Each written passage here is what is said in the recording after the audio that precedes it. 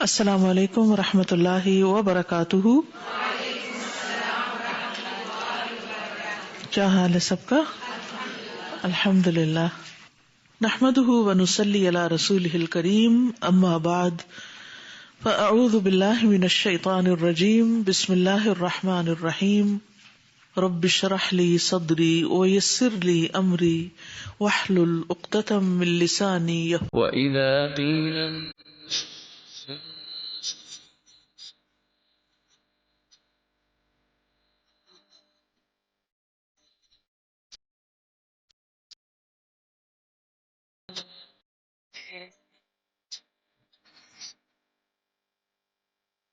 وظللنا علیکم الغمام وانزلنا علیکم المن والسلوى الى یظلمون. وقال مجاہد المن صمغۃ والسلوى الطیر.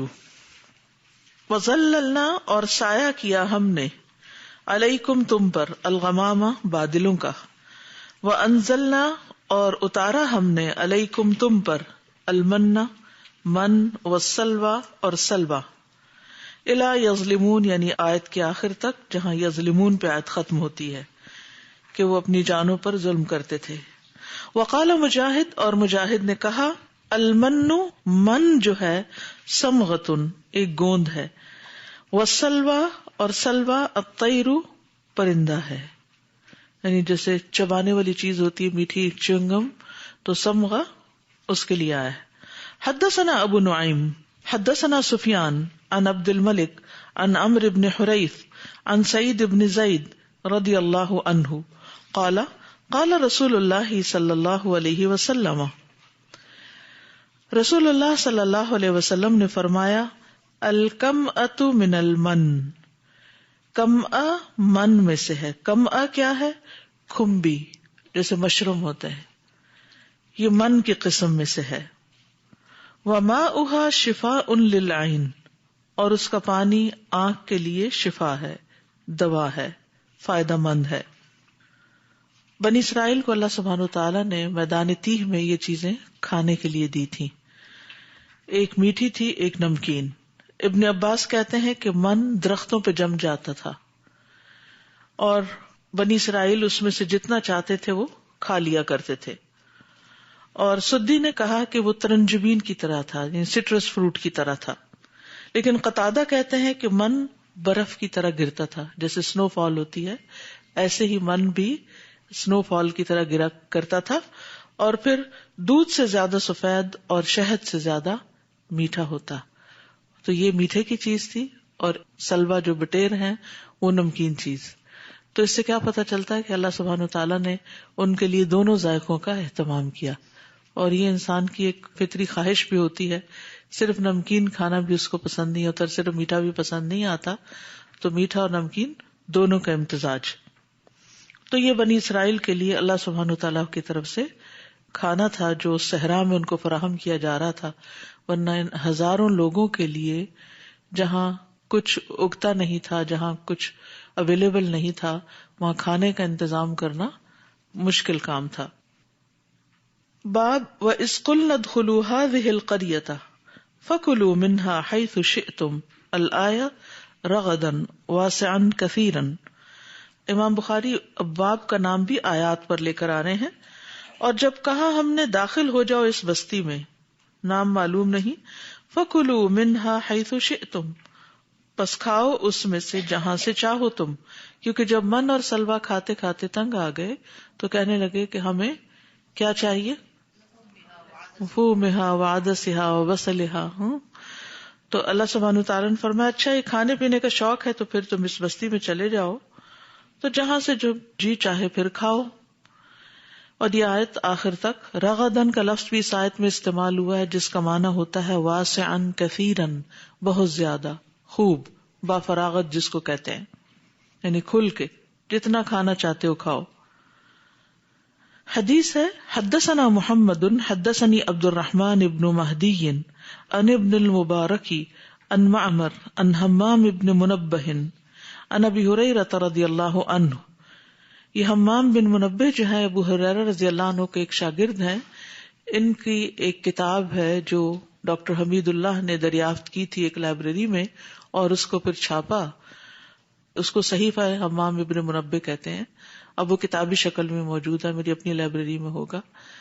تو اس صحیفے کو جب ٹیلی کیا گیا صحیح بخاری اور مسلم وغیرہ کی احادیث کے ساتھ تو وہ بہو درست نکلا. یعنی یہ صحیفہ الگ سے آ رہا تھا جو الگ کتابی کی شکل میں, یعنی حضرت ابو ہریرہ کی روایات کو حمام ابن منبہ نے محفوظ کیا تھا. اور جس طرح پھر باقی دیگر علماء نے ابو ہریرہ رضی اللہ عنہ کی احادیث کو روایت کیا اپنی کتابوں میں, تو یہ دونوں میں زبردست موافقت نکلی. تو حدیث کی اوتھینٹسٹی کے لیے ایک پروف بھی ہے یہ صحیفہ. تو ان کا نام ہے حمام ابن منبہ. ابو ہریرہ رسول اللہ صلی اللہ علیہ وسلم سے روایت کرتے ہیں, ان النبی صلی اللہ علیہ وسلم قال, آپ نے فرمایا, قیل لبنی اسرائیل, بنی اسرائیل سے کہا گیا, ادخلوا الباب سجدا, داخل ہو جاؤ دروازے میں سجدہ کرتے ہوئے یعنی جھکتے ہوئے. وقولوا حطۃ, اور کہتے جانا حطۃ, حطۃ یعنی جیسے ہم کہیں استغفر اللہ استغفر اللہ, یعنی ہمارے گناہ جھاڑ دے. فدخلوا, تو وہ داخل ہوئے, یزحفون, گھسٹتے ہوئے, علی استاہہم, اپنے چوتڑوں پر, اپنے سرینوں پر. فبدلوا حطۃ حبۃ فی شعرۃ, پس انہوں نے بدل ڈالا حطۃ کا لفظ حبۃ سے, حبۃ فی شعرۃ. کسی بھی قوم کا جب اخلاقی معیار گر جاتا ہے تو ہی وہ ایسی حرکتیں کرتی ہے کہ انسانوں کے ساتھ بدتمیزی اور بد اخلاقی اور ان کے ساتھ ایسا معاملہ, تو پھر بھی انسان کو سمجھ میں آتا ہے کہ ہو سکتا ہے انسانوں نے ان کے ساتھ برا کیا ہو تو وہ جوابی ریاکشن کے طور پہ کر رہے ہیں, کہ بالکل ہی الٹ کام کرنا. آپ نے دیکھا ہوگا کہ بعض اوقات آپ بچے کو کوئی کام کہتے ہیں یا بچے ایک دوسرے کو کوئی بات کہتے ہیں تو آگے سے منہ بگاڑتے ہیں, نقلیں اتارتے ہیں, یا کام نہیں کرتے, یہ الٹا کام کرتے ہیں. بلکہ اگر آپ ان سے کہہ کہ یہ رکھ دو تو وہ اٹھا کے پھینک دیں گے, تو سمجھ میں آتا ہے کہ ان کا موڈ اس وقت خراب ہے, ان کو کوئی چیز اریٹیٹ کر رہی ہے یا کچھ. لیکن اللہ رب العالمین کے ساتھ یہ رویہ اختیار کرنا, اس سے آپ اندازہ لگائیں کہ اس وقت بنی اسرائیل کے اندر کس قدر اخلاقی زوال ہو چکا تھا کہ اللہ سبحانہ تعالیٰ ان کو حکم دے رہے ہیں کہ اللہ نے تمہاری دعا سنی, تمہیں نعمتیں عطا کی, تم اب اس بستی میں داخل ہو جاؤ. اور شکر ادا کرتے ہوئے, جھکتے ہوئے, جیسے نبی صلی اللہ علیہ وسلم فتح مکہ کے موقع پر کر رہے تھے. لیکن انہوں نے کیا کیا, جھکنے کی بجائے اور اکڑے, یعنی پیٹھ کے بل, سر جھکا کے گزرنے کی بجائے بیٹھ گئے, اور بیٹھ کے جیسے چھوٹے بچے نہیں چوتھڑوں کے بل گھسٹتے, اس طرح انہوں نے کرال کرنا شروع کر دیا, بالکل اس کا اپوزٹ. یعنی سر کی بجائے پیٹھ لگا دی زمین پر, اور اس کے ساتھ ساتھ الفاظ بھی بدل دیے. اور الفاظ کی یہ تبدیلی جو تھی, یہ ایک بہت مزہ خیز بات معلوم ہوتی کہ کسی کو کہا جائے کہ استغفار کرو. جیسے آپ دیکھیے کہ نبی صلی اللہ علیہ وسلم نے جب مکہ فتح ہو گیا تو پھر اس کے بعد آپ کو کیا حکم دیا گیا, اذا جاء نصر اللہ والفتح ورأیت الناس يدخلون فی دین اللہ افواجا فسبح بحمد ربک واستغفرہ. استغفار کا حکم دیا گیا کہ اس کام کے لیے یا اس کام کے کرنے میں یا اس موقع پر اگر کوئی کوتاہی ہو گئی ہو تو اللہ تعالیٰ ہمیں معاف کر دے. اور استغفار بہت سی رحمتوں اور نعمتوں کا دروازہ بھی کھولتا ہے. تو بہرحال نبی صلی اللہ علیہ وسلم کی تو استغفار میں کثرت ہو گئی تھی, لیکن ان لوگوں نے کیا کیا, اس کا بھی مذاق اڑانا شروع کر دیا. استغفار کی بجائے حطۃ کی بجائے حبۃ, یعنی ملتا جلتا بس ایسے ہی ایک لفظ اٹھا لیا, حبۃ فی شعرۃ, بے معنی بے مقصد سا لفظ. یعنی بالی میں دانا, بالی میں دانا, بالی میں دانا, کیا مطلب بنتا ہے اس کا؟ اگر کسی کو آپ کہتے ہوئے سنیں بالی میں دانا, بالی میں دانا, تو آپ کیا کہیں گے اس کے بارے میں؟ انتہائی نہ سمجھ بے عقل شخص ہے. یہاں سے ایک بات سمجھ میں آتی ہے جو ہم میں سے ہر ایک کو سمجھنی چاہیے, اور وہ بات یہ ہے کہ ہم ہر ایک کو نہیں سکھا سکتے, آپ ہر ایک کو نہیں سمجھا سکتے. یہ اللہ ہی ہے جس کو چاہے ہدایت دے. آپ سال ہا سال کسی انسان کو پڑھاتے رہیں, سمجھاتے رہیں. بعض اوقات وہ بچہ اپنی اولاد میں سے ہو سکتا ہے کہ دن رات آپ اس کو نصیحتیں کرتے رہیں, اور بعض اوقات وہ آپ کے شاگردوں میں سے ہو سکتا ہے. یہ سیکھنے کی بات ہے. اور یہ ہم میں سے ہر ایک کو سمجھنے کی بات ہے. انک لا تہدی من احببتہ. اللہ سبحانہ وتعالی نے اپنے پیغمبر محمد صلی اللہ علیہ وسلم کو یہ سمجھا دیا کہ آپ اس کو ہدایت نہیں دے سکتے جس سے آپ محبت رکھتے ہیں. ہم سب سے زیادہ محبت اپنی اولاد سے رکھتے ہیں, تو ہم کیا چاہتے ہیں کہ وہ کوئی غلط کام نہ کرے, وہ دنیا کی ہر بات بغیر تجربہ کیے ہی سیکھ لیں, لیکن وہ نہیں سیکھ پاتے. آپ بھلے دن رات ان کو پیار سے کہیں, ڈانٹ کے کہیں, مار کے کہیں, کچھ کہیں, انہوں نے وہی کرنا ہے جو ان کی مرضی ہے. انہوں نے وقت ضائع کرنا ہے تو کرنا ہے, انہوں نے پڑھائی نہیں کرنی تو نہیں کرنی, یعنی کئی چیزیں ہو سکتی ہیں کہ جو آپ ان سے ایکسپیکٹ کرتے ہیں اور وہ نہیں کرتے. اب بنی اسرائیل کے پاس ایک نہیں, دو نہیں, ہزاروں کی تعداد میں پیغمبر آئے تھے, اور ان کی نسل در نسل کو ہدایت دینے کا سامان کیا گیا تھا, لیکن انہوں نے نہیں سمجھا. اسی طرح ہر کلاس کے اندر ایسے اسٹوڈینٹس ہو سکتے ہیں کہ آپ جتنا چاہیں ان کو سمجھا لیں کہ وہ پڑھیں, وہ محنت کریں, وہ اچھے مینر سیکھیں, وہ اچھا اخلاق سیکھیں, وہ اچھے آداب سیکھیں, لیکن وہ سمجھ کے نہیں دیتے, وہ مان کے نہیں دیتے.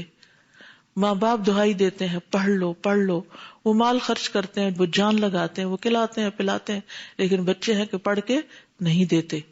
تو ایسے میں پھر کیا کرنا چاہیے؟ اسی طرح جیسے کلاس میں آپ لیکچر دے رہے ہیں, تو بعض اوقات ایسا ہوتا ہے کہ آپ لیکچر دے رہے ہیں, لیکن کچھ لوگ ہوتے ہیں کہ نہ وہ دھیان سے سنتے ہیں, نہ وہ کچھ لکھتے ہیں, نہ وہ کوئی ایکسپریشن دیتے ہیں, نہ وہ توجہ دیتے ہیں, اور انسان اس وقت کیا کرتا ہے؟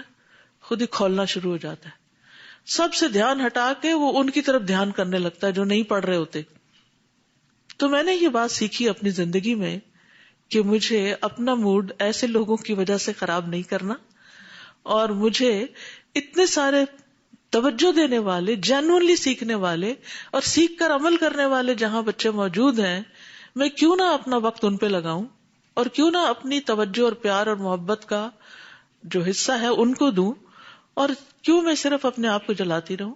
تو یہ سبق میں ہر استاد کو دوں گی, اور ہر مینیجر کو دوں گی, اور ہر کام لینے والے کو دوں گی, کہ جس سے میں نے اپنی زندگی بہت پرسکون کر لی ہے.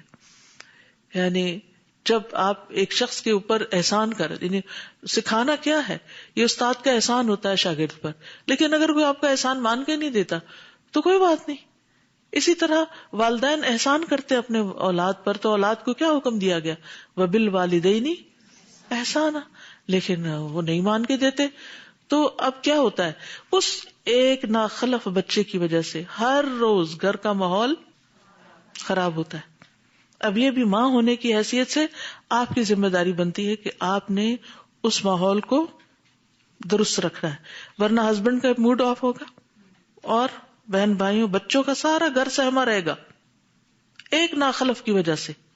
تو اب آپ نے کیا کرنا ہے کہ اس کو سمجھا کر اس کے حال پہ چھوڑے, اپنی جان مت گلائیں, اپنا موڈ ٹھیک رکھیں, اپنے گھر کا ماحول ٹھیک رکھیں, اس کو اللہ کے سپرد کر دیں, کیونکہ ہدایت تو اللہ دیتا ہے. اور اللہ تعالیٰ میں بتاتا ہے نا کہ تم تھوڑی ہدایت دیتے ہو. ہمارے 2 بچے اچھے نکل آئے تو ہم کریڈٹ لینے لگتے ہیں کہ واہ کیا تربیت ہے ہماری, کیا کمال ہے ہمارا. پھر اللہ تعالیٰ بتاتا ہے یہ ہے کمال تمہارا, تم کہاں سے ہدایت دے سکتے ہو, ان کو بھی اللہ ہی نے ہدایت دی ہے. تو اگر ہزاروں لوگ بھی ہمارے ذریعے ہدایت پا جائیں تو وہ دراصل اللہ ہی کا فضل ہوتا ہے, اور اس پر اللہ ہی کا شکر ادا کرنا چاہیے. تو بنی اسرائیل کا یہ حال آپ دیکھ رہے ہیں کہ اللہ نے کہا جھک کے گزرنا, اور وہ اور جھک کے گزرتے کہ اللہ نے ہم پر احسان کیا, اور وہ اکڑ اکڑ کے چل رہے ہیں. یعنی یہ مذاق اڑانے والی چال ہے. ایک نارمل انسان پیٹھ کے بل تھوڑی چلتا ہے, تو معذور چلتا ہے. ہینڈی کیپڈ عقل تھی ان کی, عقل میں کچھ نہیں آنے والا تھا. تو اس طرح انہوں نے اللہ کے احکامات کا مذاق اڑایا.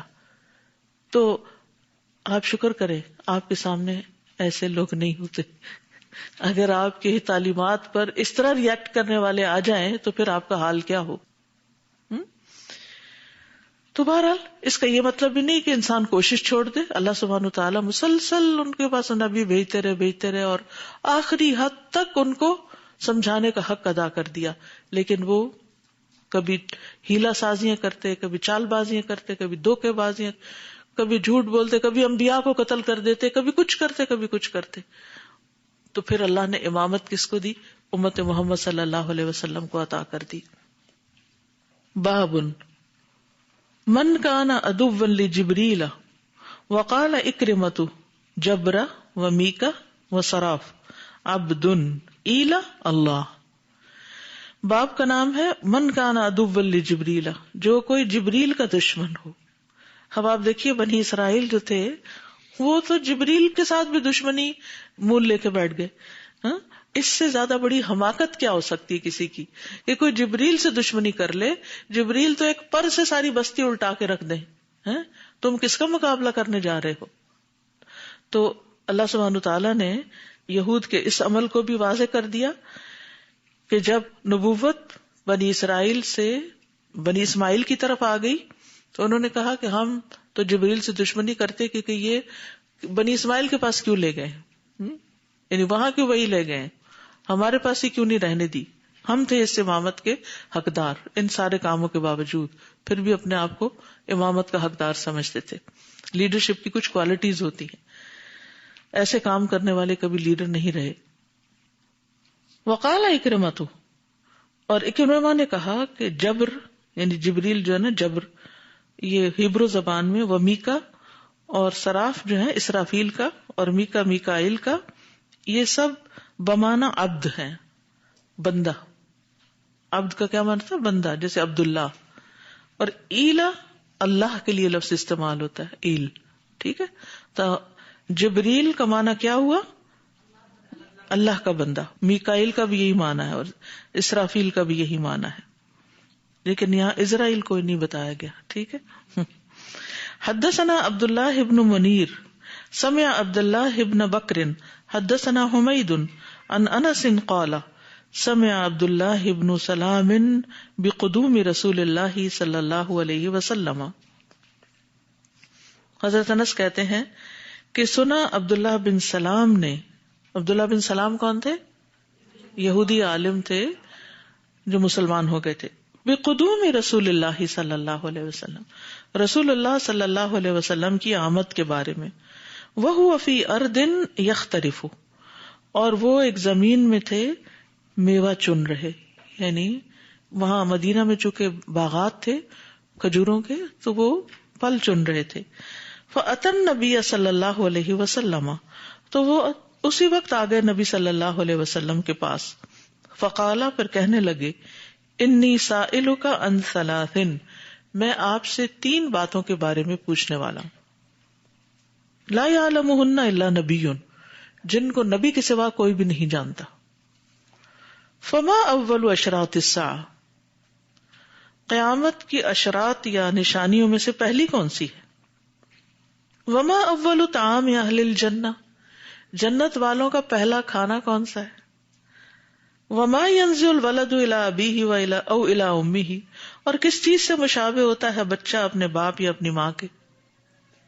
مشکل کوئز تھا. آپ دیکھیے آپ لوگ پریشان ہوتے رہتے کہ ہمیں ایگزام دینے پڑے، تو آپ کو تو سب کچھ پڑھا کے ایگزام دیا جائے، اور یہاں تو ایک دم آ کے سوال کیے جا رہے ہیں. قال اخبرنی بہن جبریل آنفا، آپ نے فرمایا کہ مجھے جبریل نے ابھی ابھی بتایا، ان سوالوں کے جواب ابھی بتا دیے. قال جبریل، عبداللہ بن سلام کہتے جبریل آپ کے پاس آتے؟ قال نعم، آپ نے فرمایا ہاں. قال ذاک عدو الیہود من الملائکہ، کہنے لگے یہ تو ملائکہ میں سے یہود کے دشمن ہیں. فقرأ هذه الآیہ، تو آپ نے یہ آیت پڑھی، من کان عدوا لجبریل فإنہ نزلہ علی قلبک، تو جو کوئی جبریل کا دشمن ہوا تو اس نے تو اس قرآن کو آپ کے دل پر اتارا ہے. یعنی آگے آتا ہے کہ اللہ کے اذن سے، یعنی تو اللہ کے حکم کی پابندی کرتے ہیں، اللہ کے حکم کے مطابق وحی لے کر آتے ہیں. اما اول اشراط الساعہ، جہاں تک قیامت کی نشانیوں میں سے پہلی نشانی ہے، 2 طرح کی نشانی ہے نا، علامات صغرا اور علامات کبرا. تو علامات صغرا جو ہے وہ تو بہت ساری ہیں اور بہت پہلے سے شروع ہو گئی ہیں. اس میں نبی صلی اللہ علیہ وسلم کا دنیا میں تشریف لانا آخری نبی کے طور پر، اور کبرا میں کہ جب بالکل قیامت قریب آ جائے گی تو کیا ہوگا؟ فنار تحشر الناس من المشرق الى المغرب، تو ایک آگ ہوگی جو لوگوں کو اکٹھا کرے گی مشرق سے مغرب کی طرف، ہانک کر لے جائے گی. وَأَمَّا أَوَّلُ طَعَامِ أَهْلِ الْجَنَّةِ، جہاں تک جنت والوں کے پہلے کھانے کا تعلق ہے، فَزِيَادَةُ كَبِدِ الْحُوتِ، تو وہ مچھلی کے جگر کا، لیور کا اضافی حصہ ہے، جیسے کلیجی جس کو کہتے ہیں نا. وَإِذَا سَبَقَ مَاءُ الرَّجُلِ مَاءَ الْمَرْأَةِ، اور جب سبقت لے جاتا ہے مرد کا پانی عورت کے پانی پر، یعنی پہلے رحم میں پہنچ جاتا ہے، نزع الولد، تو بچہ مشابہ ہوتا ہے، یعنی کس کے؟ باپ کے. وَإِذَا سَبَقَ مَاءُ الْمَرْأَةِ نَزَعَتْ، اور جب عورت کا پانی سبقت لے جاتا ہے تو بچہ عورت کے مشابہ ہوتا ہے. قال اشہد ان لا الہ الا اللہ واشہد انک رسول اللہ، کہنے لگے عبداللہ بن سلام میں گواہی دیتا ہوں کہ اللہ کے سوا کوئی الہ نہیں، اور میں گواہی دیتا ہوں کہ آپ اللہ کے رسول ہیں. یا رسول اللہ، اے اللہ کے رسول، ان الیہود قوم بہتن، یہود ایک بہتان تراش قوم ہے، یعنی جھوٹے لوگ ہیں. وانہم ان یعلموا باسلامی، اور اگر انہوں نے میرے اسلام کے بارے میں جان لیا، قبل ان تسألہم، اس سے پہلے کہ آپ ان سے پوچھیں، یبہتونی، تو وہ مجھ پر بہتان لگائیں گے. فجاءت الیہود، تو یہود آ گئے. فقال النبی صلی اللہ علیہ وسلم، تو نبی صلی اللہ علیہ وسلم نے فرمایا، ای رجل عبداللہ فیکم، عبداللہ تم میں کیسے شخص ہیں، کون ہیں؟ قالوا خیرنا، کہنے لگے ہم میں سے اچھے انسان، وابن خیرنا، اور ہمارے بہترین انسان کے بیٹے، وسیدنا، اور ہمارے سردار، وابن سیدنا، اور ہمارے سردار کے بیٹے. قال ارأیتم من اسلم عبداللہ ابن سلام، آپ نے فرمایا کیا خیال ہے اگر عبداللہ اسلام لے آئیں، عبداللہ بن سلام. فقالوا اعاذہ اللہ من ذلک، کہنے لگے اللہ اس کو اس سے بچائے. فخرج عبداللہ، تو عبداللہ باہر نکل آئے، چھپے ہوئے تھے پہلے. فقال اشہد ان لا الہ الا اللہ وان محمد الرسول اللہ. فقالوا شرنا وابن شرنا، وہیں پھر گئے کہ ہم میں سے بدترین اور بدترین کے بیٹے. وانتقصوہ، اور انہوں نے آپ کی خوب برائی کی. قال، کہنے لگے عبداللہ بن سلام، فہذا الذی کنت اخاف یا رسول اللہ، یہ تھی وہ بات جس سے میں ڈر رہا تھا اللہ کے رسول. یعنی وہ اپنی قوم کی اخلاقی حالت کو خوب سمجھتے تھے. جی سمجھ میں آ گیا؟ کیا سمجھ میں آیا؟ السلام علیکم ورحمۃ اللہ. یہ سب سے اچھا سبق آج کا ہے کہ ہم کسی کو بدل نہیں سکتے. اور استاذہ اکثر ایسے ہوتا ہے کہ میں نے بھی دیکھا کبھی ایسا ہوتا ہے ایک بچہ تنگ کر رہا ہوتا ہے تو اس کو سدھارنے میں ساری باقی کی کلاس کا ٹائم چلا جاتا ہے. بالکل، گروپ میں اگر ایک بندہ سبق نہیں پڑھ کے آیا، نہیں سنا رہا، وہ سب کا ٹائم ضائع کر دیتا ہے. جو سب پڑھ کے آئے ہیں، محنت کر کے ہیں، وہ سارا لیسن جانتے ہیں. ہم ان کو تو بھول جاتے ہیں، ان کو انکریج نہیں کرتے، شاباشی نہیں دیتے، ان کو وقت ہی نہیں دیتے، اور سارا وقت ایک نالائق بندے پہ لگا دیتے ہیں. دیکھیں، ایک تو یہ ہے جو کرنا ہی نہیں چاہتا، ایک ہے جو کرنا چاہتا ہے، وہ الگ ہے. لیکن جو کرنا ہی نہیں چاہتا، آپ اس پہ سارا وقت ضائع کر رہے ہیں. جو کرنا چاہتے ہیں ان کو تو آپ ٹائم دیں. ٹھیک ہے، اگر ایک شخص ویسے ویک ہے لیکن کرنا چاہتا ہے تو آپ اس کو توجہ دیں. لیکن جو آگے سے بگڑے اور نہ گھر سے پڑھ کے آئے اور نہ کلاس میں توجہ کرے اور پڑھنا ہی نہ چاہے تو پھر اس کا کیا کیجیے. جی I just wanted to add to that in Surah Abasa also Allah says, أَمَّا مَنِ اسْتَغْنَى فَأَنْتَ لَهُ تَصَدَّى. So there's somebody who's turning away, you're spending time with him. And then also about these, the hadith of Rasulullah, when he says that if a man discharge preceded that of the woman, then the child resembles the father. So in medicine also we learn about dominant genes. So the dominant genes, I think that's the concept which is being explained here, that whichever gene is dominant, that's who the child is going to resemble. And then there are recessive genes, and so I think that's the concept being explained. Subhanallah, Nabi sallallahu alaihi wasallam never knew all this. It was all from wahy. یعنی جبریل آئے تھے اور انہوں نے بتایا تھا کہ ایسا ہوتا ہے. یہ جواب دیجئے. باب قولہ ما ننسخ من آیت او ننسها نأتی بخیر منها او مثلها. باب اللہ تعالیٰ کا یہ قول، ما ننسخ من آیت او ننسها، نہیں منسوخ کرتے ہم کوئی آیت یا ہم اسے بھلوا دیتے، نأتی بخیر منها، ہم لے آتے ہیں اس سے بہتر، او مثلها، یا اسی کی طرح.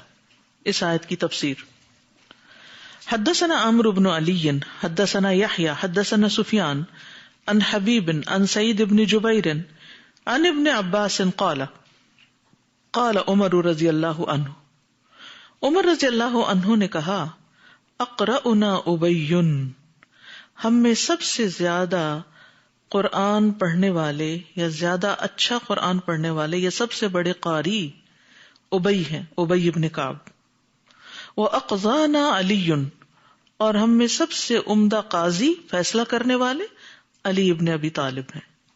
وَإِنَّا لَنَدَعُ مِنْ قَوْلِ أُبَيٍّ، اور بے شک ہم البتہ چھوڑ دیں گے ابی کے قول کو، وَذَاكَ، اور وہ کیا، أَنَّ أُبَيًّا يَقُولُ، کہ ابی کہتے ہیں، لا ادع شیئا سمعته من رسول اللہ صلی اللہ علیہ وسلم، کہ نہیں میں چھوڑوں گا کوئی بھی چیز جس کو میں نے سنا اللہ کے رسول کے قول میں سے صلی اللہ علیہ وسلم۔ وقد قال اللہ تعالی، حالانکہ اللہ سبحانہ وتعالی نے فرمایا ہے، ما ننسخ من آیت او ننسها، نہیں ہم منسوخ کرتے کوئی آیت یا بلوا دیتے ان کو، نأتی بخیر منہا، ہم اس سے بہتر لے آتے ہیں، او مثلہا، یا انہی کی مانند۔ تو یہ جو قول ہے اس میں آپ دیکھیے کہ حضرت عمر پہلے تو تعریف کرتے ہیں اپنے ساتھیوں کی کہ ہم میں سب سے اچھا قرآن فلاں پڑھتا ہے، ہم میں سب سے اچھے فیصلے فلاں کرتا ہے۔ اس سے اندازہ لگائیے کہ صحابہ آپس میں ایک دوسرے کے کتنے قدردان تھے، اور ہم میں بھی یہ قدردانی ہونی چاہیے۔ جس شخص کے اندر جو صلاحیت ہو اس کو اپریشیٹ کرنا چاہیے سامنے، لیکن اس کی غیر موجودگی میں بھی۔ دوسری بات یہ کہ اگر کوئی بات اللہ اور اس کے رسول کے خلاف جا رہی ہو تو اس کا یہ مطلب نہیں کہ جس کو ہم بہت پسند کرتے ہوں اس کی کسی غلطی پر بھی اس کو پسند کریں، اس کی غلطی کے بارے میں اس کو بتائیں، اور اگر وہ اصرار کرے تو ہم اس غلطی کو ایکسپٹ نہ کریں۔ ٹھیک ہے، اب یہاں غلطی کیا تھی؟ کیونکہ وہ بھی انسان تھے کہ ابی رضی اللہ عنہ جو تھے انہوں نے کہا کہ میں نے جتنا کچھ بھی سنا ہے میں وہ سب کا سب بیان کروں گا۔ وہ اپنی جگہ نیک نیتی سے یہ بات کہہ رہے تھے، لیکن حضرت عمر رضی اللہ عنہ ان کی رائے سے اختلاف کر رہے تھے، چونکہ یہ قرآن کے قاری ہیں اور کچھ قراءات ایسی ہیں جو منسوخ ہو چکی ہیں جن کا ان کو علم نہیں ہوا، تو ہم وہ والی نہیں لیں گے، کیونکہ دو باتوں کی بنیاد پر فیصلہ ہوتا ہے، ایک سینیورٹی اور ایک میجورٹی۔ تو چاہے ان کی سینیورٹی ہو بھی، لیکن جو قراءت میجورٹی نے اختیار کی ہے اس کو لینا چاہیے بنسبت اس کے کہ جس میں ایک اکیلے ہیں۔ یعنی سب سے پہلے جو چیز ہم لیتے ہیں وہ قرآن مجید، یعنی اصول سمجھیے، اس کے بعد ہم لیتے ہیں حدیث، اور یہ کہنا کہ کچھ حدیثیں قرآن کے خلاف ہیں یہ ایک انتہائی غلط بات ہے۔ آپ کیا سوچ سکتے ہیں کہ نبی صلی اللہ علیہ وسلم کوئی بات قرآن کے خلاف کریں گے یا کہیں گے؟ بعض لوگوں کو آپ نے یہ کہتے ہوئے سنا ہوگا کہ وہ کہتے ہیں کہ جو حدیثیں تو قرآن کے مطابق ہیں وہ تو ہم لے لیتے ہیں، اور جو حدیثیں قرآن سے ٹکراتی ہیں وہ ہم نہیں لیتے۔ بھلا بتائیے حدیث کیوں کر ٹکرائے گی قرآن سے؟ یہ کہنا کہ حدیث قرآن سے ٹکرا رہی ہے، اس کا مطلب یہ ہوا کہ یا تو اللہ کے رسول صلی اللہ علیہ وسلم نے اللہ کے حکم کی نعوذ باللہ نافرمانی کی، تو کیا یہ پاسبل ہے کہ قرآن کچھ کہہ رہا ہے اور آپ کچھ اور کہہ رہے ہیں؟ It's not possible. اور دوسری بات کیا ہو سکتی کہ اللہ تعالیٰ کچھ فرما رہے ہیں اور آپ کچھ اور فرما رہے ہیں؟ کیا یہ پاسبل ہے؟ ہرگز نہیں، یہ دونوں چیزیں نہیں۔ ہاں، اب یہ ہے کہ جیسے ناسخ و منسوخ کا مسئلہ ہے تو بعض اوقات ایسا ہوتا ہے کہ ایک آیت پہلے اتری اور اس کے بعد دوسری اتر آئی جس نے اس کو منسوخ کر دیا۔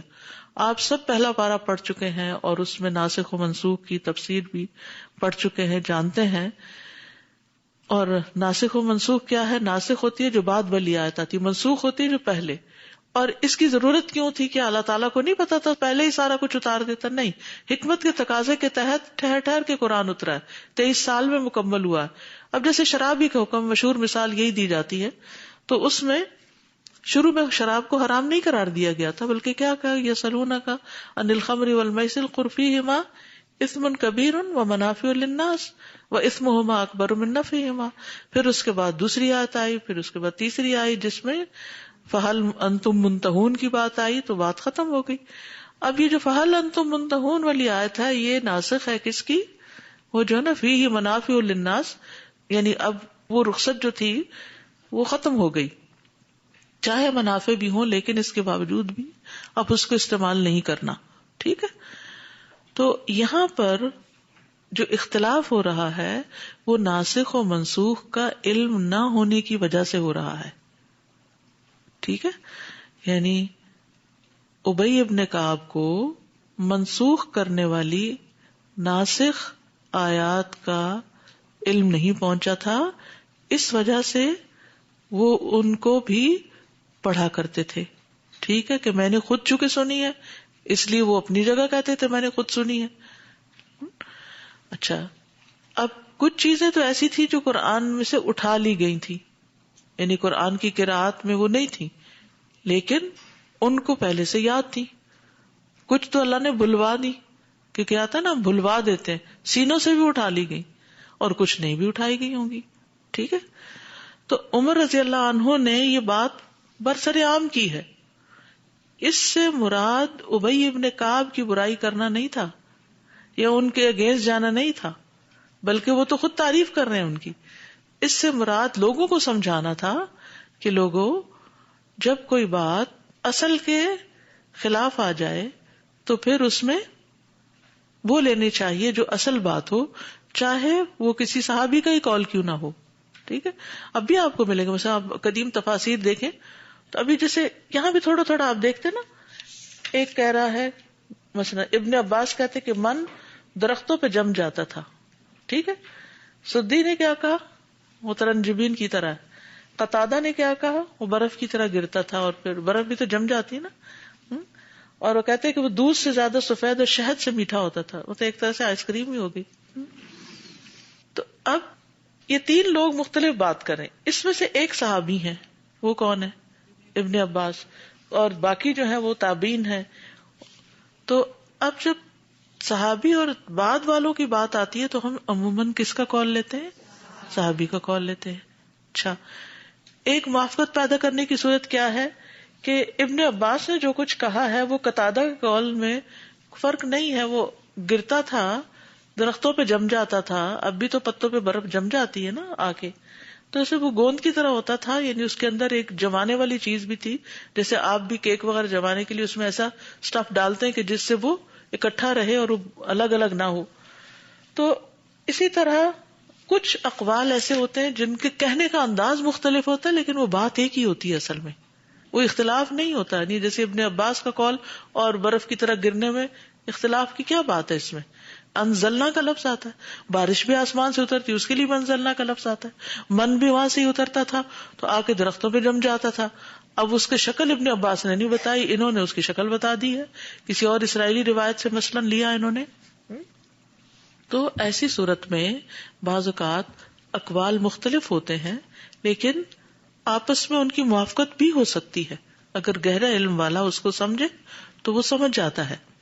کہیں کہیں اختلاف بھی ہوتا ہے. اب اختلاف کی کئی وجوہات ہوتی ہیں. ایک وجہ تو یہ کہ ایک حکم پہلے آیا دوسرا بعد میں آیا اور وہ دونوں ایک دوسرے سے مختلف ہو گئے, تو اللہ نے پہلے حکم کو کیا قرار دے دیا؟ منسوخ, اور پیچھے والا کیا؟ ناسخ. تو جو بعد والی چیز ہے وہ لیں گے.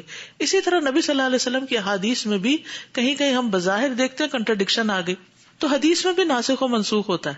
کوئی حکم پہلے دور کا ہوتا ہے اور کوئی بعد میں ہوتا ہے, جو بعد میں آتا ہے وہ پہلے کو منسوخ کر دیتا ہے. اب اسی لیے آپ نے دیکھا ہوگا کہ بعض اوقات جب مفسرین شرح کرتے ہیں تو وہ کہتے ہیں جیسے سورۃ التوبہ جو ہے وہ اس سن میں نازل ہوئی تاکہ اس کے اندر جو احکامات ہیں ہمیں پتہ چلے یہ تو بالکل آخری پیریڈ کے. یہ آیت حجۃ الوداع کے موقع پہ نازل ہوئی, آپ صلی اللہ علیہ وسلم نے یہ بات اس موقع پر کہی, وہ موقع ساتھ جب بیان ہو جاتا ہے تو پتہ چلتا ہے کہ آخری حکم یہ ہے. ٹھیک ہے, تو احادیث ایک دوسرے کے خلاف نہیں ہوتی, اصل میں ان میں بھی تدریج ہوتی ہے ضرورت کے مطابق. یہ بالکل ایسے ہی ہے جیسے آپ نے ایڈمیشن لیا تو اس وقت ایک پالیسی تھی, بعد میں تجربہ کرنے کے بعد محسوس ہوا کہ نہیں اس پالیسی کو بدل دینا چاہیے, تو کبھی آپ کو رخصت مل جاتی ہے اور کبھی آپ کو مزید ایگزام دینے پڑ جاتے ہیں، اور کبھی جاتے جاتے آپ کو ایک اور سبجیکٹ پڑھانے کا اعلان کر دیا جاتا ہے. تو یہ تو خیر عام انسانوں کی بات ہے، لیکن یہ ایک ہیومن نیچر اور نیڈ بھی ہے. کبھی ایک چیز کی ضرورت محسوس نہیں ہوتی اور کبھی اچانک ضرورت محسوس ہوتی ہے تو اس کے مطابق حکم بدل جاتا ہے. کبھی ایک اصل حکم ہوتا ہے اور بعض رخصتیں بھی ہوتی ہیں. تو دین جو ہے وہ کوئی بلڈنگز کے لیے نہیں آیا، انسانوں کے لیے آیا ہے، اور اس میں ہر دور کی جو اشیاء ہیں ان کا اس میں ذکر موجود ہے. یعنی قیامت تک اب ایک اور نبی تو نہیں آنا تھا، نبی صلی اللہ علیہ وسلم نے ہی سب کچھ بتانا تھا. اور وہ صرف انڈو پاک کے لیے نہیں تھا یا کینیڈا اور یو ایس کے لیے نہیں تھا، بلکہ وہ افریقہ کے لیے بھی اور ساؤتھ امریکہ کے لیے بھی اور ساؤتھ ایشیا کے لیے بھی اور رشیا کے لیے بھی اور برفوں میں رہنے والوں کے لیے بھی. تو ان سب چیزوں کی رعایت رکھتے ہوئے چیزیں ہیں. کچھ چیزیں ایک جگہ ضرورت کی ہیں اور کچھ چیزیں نہیں ہیں. تو انسانوں کو دین کو ایک نیچرل وے میں سمجھنا چاہیے. کچھ چیزوں پر بلا وجہ اعتراض بھی کیا جاتا ہے. مثلا حضرت عائشہ کی شادی کے اوپر بہت اعتراض کیا جاتا ہے، اور چونکہ وہ چند باتیں عقل میں نہیں آتی تو ان حدیثوں کو غلط قرار دینا شروع کر دیا جاتا ہے. حالانکہ آج کے دور میں بھی آپ دیکھیں کہ بہت دفعہ ایسا ہوا ہے. بلکہ ایک کتاب ملی تھی جس میں میں نے دیکھا تھا کہ کچھ کوئینز کے نام، یعنی شاہی خاندان کے کچھ نام ایسے تھے جس میں انڈر ایج لڑکیوں کی شادی ہوئی بھی تھی as per need. Just recently in the news I was reading that there are some states in the US where there is no legal age for marriage. So there are women from African American communities and even white communities where girls have been married off at the age of 11, sometimes even younger. And it was something that was culturally acceptable. So they did it. Now it may not be acceptable because of other reasons, but the point was that these marriages did take place not hundreds of years ago, but just 20, 30, 40 years ago. So, things vary from culture to culture. Time to time. Exactly. And then there was this also very cute story of this 5-year-old girl who was born with half a heart. And there was this very critical surgery that was to be done, and the chances of her survival were really low. And it was her wish to get married to her preschool friend. And before the surgery, they actually did conduct a marriage ceremony. I don't know if it was official or not, but she was, wearing her wedding gown, and, she walked down the aisle, and, she kissed her husband. 5-year-old child. I mean, you could say that this was, just to fulfill her wish, but it was done. Okay. تو یہاں ہم تفسیر کر رہے تھے ناسخ و منسوخ کی. نسخ کا جو لفظی معنی ہوتا ہے نا، وہ اٹھانا اور زائل کرنا ہوتا ہے اور نقل کرنا. ٹھیک ہے، اٹھانا، زائل کرنا اور نقل کرنا. تو اصطلاح میں نسخ مراد ہوتی ہے شرعی دلیل کے حکم یا اس کے الفاظ کو اٹھا لینا. یا حکم اٹھا لینا، آیت موجود ہے، حکم اٹھ گیا، یا پھر الفاظ ہی کو اٹھا لینا جس کے اٹھانے کی دلیل کتاب یا سنت میں موجود ہو. ایسے نہیں اٹھا لینا بلکہ اس کی دلیل قرآن و سنت میں موجود ہو. نسخ جو ہے وہ قرآن و سنت اور اہل سنت کے اجماع سے ثابت ہے کہ یہ ہوتا ہے. جیسے اس آیت میں بھی امام بخاری یہاں پر یہ حدیث لے کر آئے ہیں، اور اس میں بڑی عظیم حکمتیں بھی ہیں. اکثر منسوخ کیا جانے والا حکم مسلمانوں کے لیے آسانی پر مبنی ہوتا ہے یا اجر کو زیادہ کرنے والا ہوتا ہے. یعنی بعد کا حکم جو ہے وہ اجر کو زیادہ کرنے والا ہوتا ہے. قرآن مجید سورۃ النحل میں آتا ہے وَإِذَا بَدَّلْنَا آیَةً مَكَانَ آیَةٍ وَاللَّهُ أَعْلَمُ بِمَا يُنَزِّلُ قَالُوا إِنَّمَا أَنْتَ مُفْتَرٍ بَلْ أَكْثَرُهُمْ لَا يَعْلَمُونَ قُلْ نَزَّلَهُ رُوحُ الْقُدُسِ مِنْ رَبِّكَ بِالْحَقِّ لِيُثَبِّتَ الَّذِينَ آمَنُوا وَهُدًى وَبُشْرَى لِلْمُسْلِمِينَ. سورۃ النحل آیت 101 and 102. اور جب ہم کوئی آیت کسی دوسری آیت کی جگہ بدل کر لاتے ہیں، اور اللہ زیادہ جاننے والا ہے جو وہ نازل کرتا ہے، تو وہ کہتے ہیں کہ تو گھڑ کر لانے والا ہے. یعنی تم نے اپنے پاس سے گھڑ لی ہیں یہ باتیں، بلکہ ان کے اکثر نہیں جانتے. کہہ دیجئے اسے روح القدس نے تیرے رب کی طرف سے حق کے ساتھ تھوڑا تھوڑا کر کے نازل کیا ہے. یعنی ایک مقصد کے تحت ایسا ہوا ہے تاکہ ان لوگوں کو ثابت قدم رکھے جو ایمان لائے، اور فرما برداروں کے لیے ہدایت اور خوشخبری ہو. اور پھر یہ آیت جو یہاں کوٹ ہوئی ہے، ما ننسخ من آیت او ننسها نأتی بخیر منها او مثلها الم تعلم ان اللہ علی کل شیء قدیر. جو بھی آیت ہم منسوخ کرتے ہیں یا اسے بھلا دیتے ہیں اس سے بہتر یا اس جیسی لے آتے ہیں. کیا تو نے نہیں جانا کہ بے شک اللہ ہر چیز پر پوری طرح قادر ہے. پھر ایک شرعی حکم کا دوسرے حکم کی طرح منتقل ہو جانا.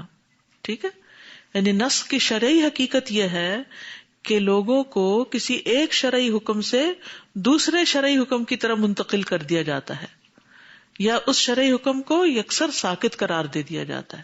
وہ کہتے ہیں نا کہ یہ پچھلا جو آرڈیننس تھا وہ ختم ہو گیا، اب نیا نافذ ہو گیا، نیا قانون آ گیا.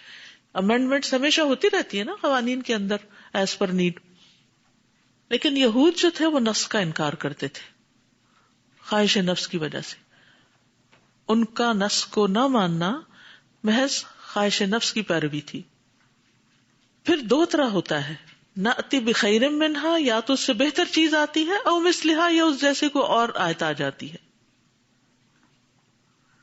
اور نسخ تین قسموں پر مشتمل ہوتا ہے: تلاوت ما حکم منسوخ ہونا، نمبر 2 حکم منسوخ ہونا، تلاوت منسوخ نہ ہونا، اور نمبر 3 تلاوت منسوخ ہونا، حکم منسوخ نہ ہونا. اور ان سب کے دلائل قرآن و سنت میں ملتے ہیں. تو یہاں پر جو بات ہو رہی ہے وہ یہ کہ بعض آیات جو حضرت ابی نے نبی صلی اللہ علیہ وسلم سے سنی یا ایک خاص قرات میں سنی، اور بعد میں جو قرات مشہور ہوئی وہ اس سے برعکس ہے، تو حضرت عمر کہہ رہے ہیں کہ ہم ان کی شاذ قرات کو نہیں لیں گے بلکہ میجورٹی کی رائے کو لیں گے. ٹھیک ہے، تھوڑا سا مشکل مرحلہ، لیکن اگر یہ بیک گراؤنڈ نالج تھوڑا سا آپ کے پاس ہوگا نا، چاہے ہلکا پھلکا بھی ہو، تو آپ کو کئی باتیں سمجھنے میں آسانی ہوگی. ٹھیک ہے.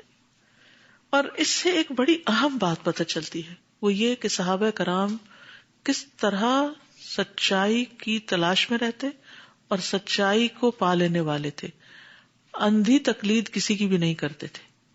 اور یہ پتہ چلتا ہے کہ انبیاء صرف معصوم ہوتے ہیں، چاہے صحابہ ہوں یا عام انسان ہوں یا کوئی بھی اولیاء اللہ ہوں، وہ سب انسان ہوتے ہیں، ان سب سے غلطی ہو سکتی ہے. تو اگر انسانوں سے غلطی ہو سکتی ہے اور کسی سے ایک غلطی ہو گئی تو اس کا یہ مطلب نہیں ہوتا کہ اس کی ساری باتیں غلط ہو گئی.